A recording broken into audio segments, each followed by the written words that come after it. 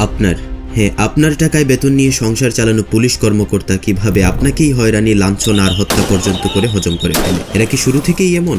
আর কবে থেকেই বা তারা প্রজাতন্ত্রের কামলা থেকে হয়ে উঠল রাজনীতির হাতিয়ার? চলুন সৎ, সততা আর মানবিক এই বাহিনীর একটা ব্রিফ বাস্তবতা নিয়ে দেখি এই ভিডিওতে। সাল 1947, দেশভাগের পর প্রথমে ইস্ট বেঙ্গল পুলিশ, পরে ইস্ট পাকিস্তান পুলিশ হিসেবে সমাদৃত বাহিনী 1971 পরবর্তী স্বাধীন বাংলাদেশে বাংলাদেশ পুলিশ হিসেবে এখনও নানান কন্ট্রোভার্সি নিয়ে দাঁড়িয়ে আছে, যা বাংলাদেশ সরকারের স্বরাষ্ট্র মন্ত্রণালয় কর্তৃক নিয়ন্ত্রিত। বাংলাদেশ পুলিশের আছে গৌরবময় এক ইতিহাস। 1971 সাল, আমাদের স্বাধীনতা যুদ্ধ।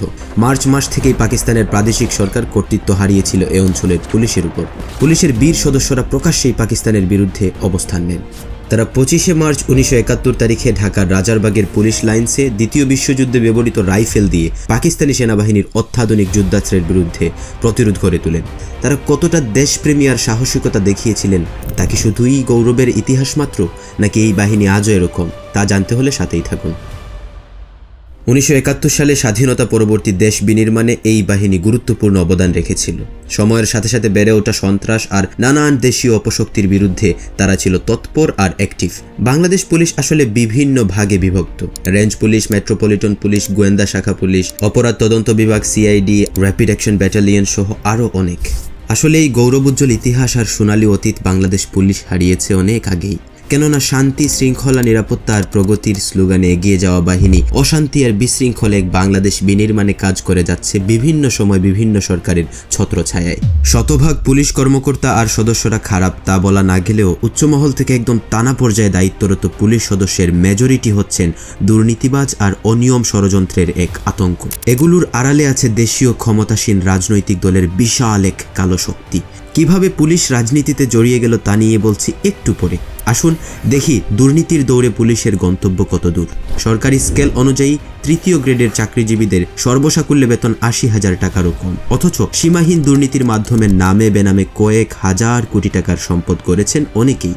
দুদকের এক অনুসন্ধান বলে আমাদের সর্বপরিচিত হাউন আঙ্কেল 2000 সালে 20তম বিসিএসে মুক্তিযোদ্ধা কোটায় যোগদান করেন বাংলাদেশ পুলিশে, এবং ভয়ঙ্কর তথ্য হচ্ছে তার বাবা মুক্তিযোদ্ধা ছিলেন না। হায় হায়, আমরা শুধু হাউন আঙ্কেলের সম্পত্তি নিয়ে একটু দেখে আসব, অন্যদের এগুলো নিয়ে প্রতিবেদন দেখলে কয়েক দিন লাগবে, তবুও শেষ হবে না। ঢাকা মহানগর পুলিশের সাবেক কমিশনার মোহাম্মদ আসাদুজ্জামান মিয়া, সাবেক আইজিপি চৌধুরী আব্দুল্লাহ আল মামুন, ডিএমপি সাবেক কমিশনার খন্দকার ফারুক হোসেন, অতিরিক্ত আইজি আতিকুল ইসলাম, পিবিআই প্রধান বনোজ কুমার মজুমদার, র্যাবের সাবেক মহাপরিচালক ব্যারিস্টার হারুনুর রশিদ সহ শত শত বড় বড় কর্মকর্তাদের আমলনামা নিয়ে কাজ করছে দুদক। বড় দুঃখের কথা কি শুনবেন? এই যে দুদক, তারা হলো দুর্নীতি দমন কমিশন। তাদের বিরুদ্ধেও অনেক অভিযোগ, কেননা তারা নাকি দুর্নীতি আশ্রয় কমিশন হিসেবে কাজ করে ক্ষেত্রবিশেষ। তাইলে আমরা আম জনতা কার কাছে যাব, কি করব? একটা শকিং নিউজ দেই। 22 জানুয়ারি 2019 যুগান্তরের এক প্রতিবেদনে উঠে আসে দুর্নীতির অভিযোগে দুর্নীতি দমন কমিশনের দুদক পরিচালক ফজলুল হককে বরখাস্ত করা হয়েছে। এখনও দুদকের বিরুদ্ধে নানান অভিযোগ আছে, এদিকে আর নাই যাই, এটা নিয়ে অন্যদিন আলাদা করে বলবো। সাবেক ডিবি প্রধান হাউন আঙ্কেলের সম্পত্তি নিয়ে বলার কথা ছিল। চলুন, কিশোরগঞ্জের মিঠামইন এলাকায় নিরীহ দরিদ্র লোকজনের জমি নামমাত্র মূল্যে জোর করে কিনে নিয়ে কয়েকশো কোটি টাকা খরচ করে প্রেসিডেন্ট পার্ক নামে একটি বিলাসবহুল রিসোর্ট তৈরি করেছেন। গাজীপুরের শ্রীপুরে সবুজ পাতা নামে আরেকটি রিসোর্ট আছে তার এবং তার পরিবারের সদস্যদের নামে ঢাকার উত্তরায় একাধিক বাণিজ্যিক প্লট ও বহুতল ভবন রয়েছে। 7.5 কাঠা জমির উপর 14 তলা আরেকটি বাণিজ্যিক ভবন নির্মাণাধীন রয়েছে। 3 নম্বর সেক্টরের 3 নম্বর রোডে এন্ডুরা নামে একটি 6 তলা বাড়ি আছে হারুনের। নামে বেনামে রয়েছে একাধিক আবাসিক হোটেল, আরও অন্তত 10টি কোম্পানির মালিক তিনি। যুক্তরাষ্ট্রের নিউ ইয়র্ক অঙ্গরাজ্যের নিউ হাইড পার্ক এলাকায় স্ত্রীর নামে $5 মিলিয়ন একটি বাড়ি কিনেছেন হারুন। সব মিলিয়ে কয়েক হাজার কোটি টাকার মালিক হয়ে যাওয়া হারুন একজন না, হাজার হাজার হারুন আছে বাংলাদেশে। দেশের জনগণের টাকা সিস্টেমে হাতিয়ে নেয়া চক্রের নাম Bangladesh police. I am sorry to say, শতভাগ পুলিশ সেম না, আজও ভালো অফিসার আছেন, তবে তাদের গ্রাস করে রেখেছে এক অসৎ মহল। সারা বাংলাদেশ সাক্ষী এই 2024-এর কোঠা সংস্কার আন্দোলনে বাংলাদেশ পুলিশের আওয়ামী কেন্দ্রিক অবস্থান আর জনসাধারণের উপর হামলা আর গুলিবর্ষণ। দেশের জনগণের টাকায় বেতন নিয়ে চলা পুলিশ প্রকাশ্যে গুলি করে আবু সাইদের মতো সাধারণ ছাত্র আর জনগণকে মারে। কি এক অমানবিক কালো অধ্যায়, যা বাংলাদেশ পুলিশের আজীবন এক বদনাম আর কলঙ্কময় ইতিহাস হয়ে থাকবে। এখন প্রশ্ন, একটা দেশে বিচার ব্যবস্থা আর সরকার থাকতে এত অনিয়ম কিভাবে করে এই কুচক্রী মহল? এজন্য পুলিশের রাজনীতিকরণ নিয়ে একটু দেখতে হবে। বাংলাদেশে নানান সময় নানান সরকার এসেছে, নানানভাবে দেশের উন্নয়নের প্রতিশ্রুতি দিয়ে নিজেদের ফায়দা লুটেছে। ইতিহাস এমন কোনো সরকার দেখাতে পারবে না যে অনিয়ম আর দুর্নীতি ছাড়া জনকল্যাণে কাজ করে গেছে শতভাগ। তবে যাই হোক, যে ক্ষমতার আসনে আসীন হয়েছেন তারা প্রশাসনকে নিজেদের ব্যক্তিগত কাজে অবৈধভাবে ব্যবহারের ধান্দা করেছেন এবং প্রশাসনের বিভিন্ন উচ্চ মহলে নিজেদের মতাদর্শের ব্যক্তিদের পদায়িত করে ইচ্ছে মতো আইন ও শাসনের অপব্যবহার করে গেছেন। এটা আওয়ামী লীগ নয়, শুধু বিএনপি সরকারের আমলেও ছিল একই হাল। একটা বাস্তব ঘটনা দেখে আসা যাক। 4 সেপ্টেম্বর 2024 যুগান্তরের এক প্রতিবেদনে উঠে আসে, আওয়ামী লীগ আমলে চাকরিতে যোগদান করা কয়েকজন কর্মকর্তাকে নানান অজুহাতে চাকরিচ্যুত করে বিএনপি সরকার। তাদের অপরাধ, কেউ ছাত্রজীবনে ছাত্রলীগের রাজনীতির সঙ্গে জড়িত ছিলেন, আবার কারো পরিবার আওয়ামী ঘরানোর। চাকরিচ্যুতদের এই তালিকায় সবচেয়ে আলোচিতরা হলেন ঢাকা মহানগর পুলিশের গোয়েন্দা শাখার সাবেক প্রধান ডিআইজি মোহাম্মদ হারুনুর রশিদ, ডিএমপির যুগ্ম পুলিশ কমিশনার বিপ্লব কুমার সরকার, এডিশনাল ডিআইজি প্রলয় কুমার জোয়ারদার সহ অনেকেই। 2006 সালে বিএনপি সরকারের পতনের পর একে একে চাকরি ফিরে পান পুলিশের এসব কর্মকর্তা। তবে তারা পুলিশ নয়, আওয়ামী লীগের ক্যাডার বাহিনী হিসেবে আবির্ভূত হন। পুলিশের পোশাক পরে আওয়ামী লীগের ক্ষমতা পাকাপোক্ত করার এজেন্ডা নিয়ে গড়ে তোলেন পুলিশ লীগ। তাদের ব্যবহার করেন পুলিশের আওয়ামীপন্থী শীর্ষ কর্মকর্তারাও। তাইলে এটা স্পষ্ট যে পুলিশের রাজনীতির হাওয়া অনেক আগে থেকেই বইছে। যে বা যারা ক্ষমতাসীন ছিল ইচ্ছে মতো করে পুলিশকে ব্যবহার করত রাজনৈতিক ফায়দা হাসিলের জন্য। পুলিশের এত সব দুর্নামার ভাবমূর্তি যখন তলানিতে, তখন প্রশ্ন আসে, তারা কি পারবে আবার সেই সুদিন ফিরিয়ে আনতে? হ্যাঁ, পারবে, তবে কঠিন। কেন কঠিন? চলুন জট খুলি। পাসপোর্টের একটা তদন্ত পুলিশ করার জন্য আপনার বাড়িতে এলেন, চা পানি খাওয়া বাবদ এবং ওনার যাতায়াত খরচ বাবদ একটা অ্যামাউন্ট দিতে বললেন। এই অ্যামাউন্টটা কিসের অ্যামাউন্ট? আর এলাকার প্রভাবশালীরা সংশ্লিষ্ট থানায় দায়িত্বরত পুলিশদের সাথে সুসম্পর্ক স্থাপন করে অপকর্ম করে, গরিবদের উপর পুলিশি পাহারায় প্রভাব খাটায়। আর কেউ এই ধাপটওয়ালাদের ডিসক্রিমিনেশনের শিকার হলে তাদের বিরুদ্ধে পুলিশে নালিশ করতে পারে না, কারণ পুলিশ তাদের টেকল দিয়ে থাকে। বিগত নির্বাচনগুলোতে লক্ষ্য করলে দেখতে পারেন পুলিশ কিভাবে ফ্যাসিবাদের পক্ষে কাজ করেছিল। রাতের ভোট থেকে নিয়ে গায়েবী মামলা, কি এক বর্বর অমানবিকতা, এবং প্রকাশ্যে রাস্তায় চাঁদাবাজি আর আড়ালে মানুষকে শারীরিক মানসিক নির্যাতন এক ওপেন সিক্রেট সত্য বাংলাদেশে।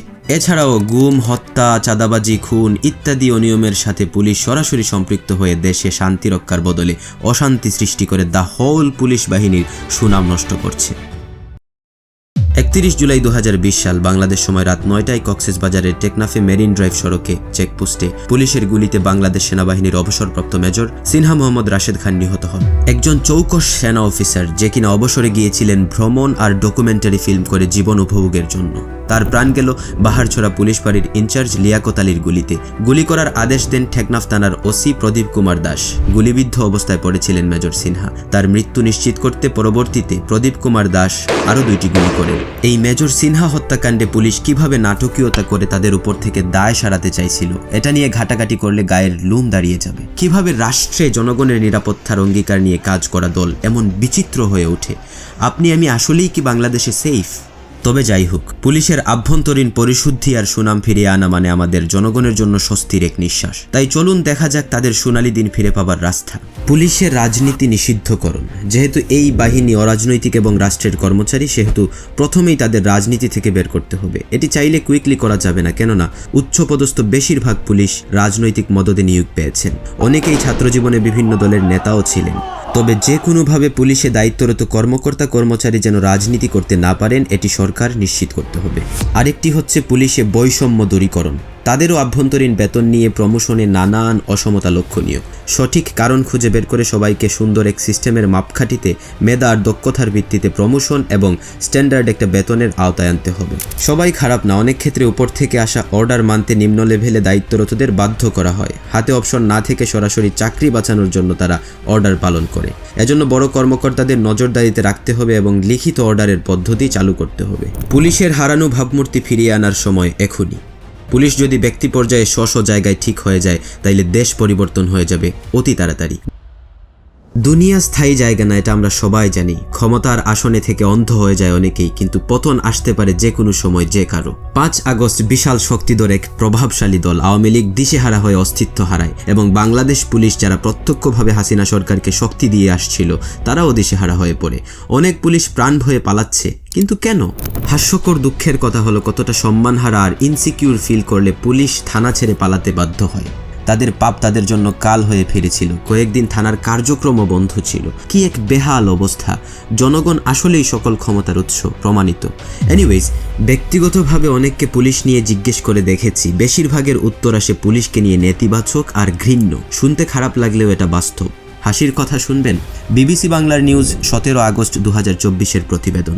গুলশান জোনের এক পুলিশ কর্মকর্তা বিবিসি বাংলাকে বলেন, ঊর্ধ্বতন কর্মকর্তারা যখন আমাদেরকে কোনো আসামি ধরার অর্ডার দিচ্ছেন, আমরা তখন সেনাবাহিনীর সাপোর্ট নিচ্ছি। কেন সেনাবাহিনীর সহযোগিতা নেয়ার প্রয়োজন হচ্ছে? এমন প্রশ্নের জবাবে ওই কর্মকর্তা বলেন, সাধারণ মানুষের মনে পুলিশ সম্পর্কে এমন একটা ধারণা তৈরি হয়েছে, এখন যদি শুধু পুলিশ অভিযানে যায় তাইলে পাবলিকের মাইর খাওয়ার ভয় আছে। কেন পাবলিক এত খেপে গেল এটা যদি পুলিশ বুঝে যেতে পারে, তাইলে এখনই সময় ভালো হয়ে যাওয়ার।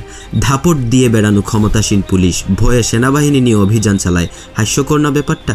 তবে পুলিশ ভাই, যে বা যারা অপরাধ অপকর্ম করছেন বা করবেন, ভুলে যায়েন না মরণের পরে কাঠগড়ায় দাঁড়াতে হবে, যেখানে বিচারক হিসেবে বিচারপতি কালামানিক থাকবে না, স্বয়ং আল্লাহ পাক থাকবেন। ভালো হওয়ার সময় এখনই। নিজেদের পরিশুদ্ধ করে দেশ বিনির্মাণে জনগণকে নিয়ে কাজ করুন। আমরা জনগণ সাথেই আছি।